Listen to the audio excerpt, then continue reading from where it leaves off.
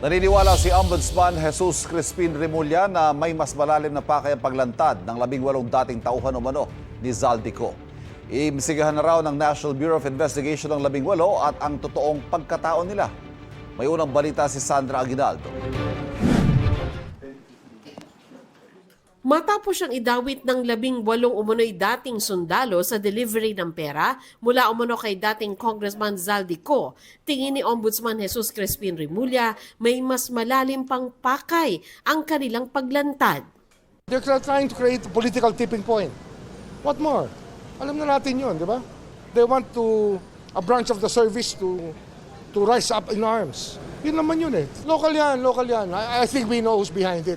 Ani Remulla, nag-iimbestiga na ang National Bureau of Investigation o NBI kaugnay sa pagkatao ng mga nagpakilalang dating Marines. We're validating first the identities. Okay. Siyempre, dapat alam natin kung sino-sino itong mga taong to. Kasi the 18 Marines was supposed to be for parang political effect.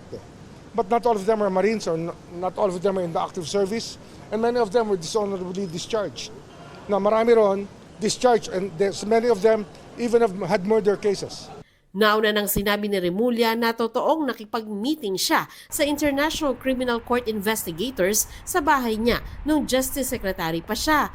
Pero giit ni Remulla, walang masama na nakipagpulong siya sa ICC. We already sent Baligo the word to produce the 18 affidavits. Dapat yan, individual affidavits yan. An affidavit is supposed to be based on personal knowledge.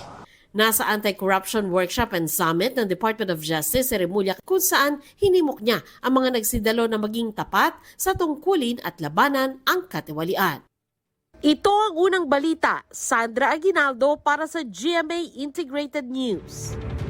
Kapuso, huwag magpapahuli sa latest news and updates. Maging una ka sa balita at mag-subscribe sa YouTube channel ng GMA Integrated News.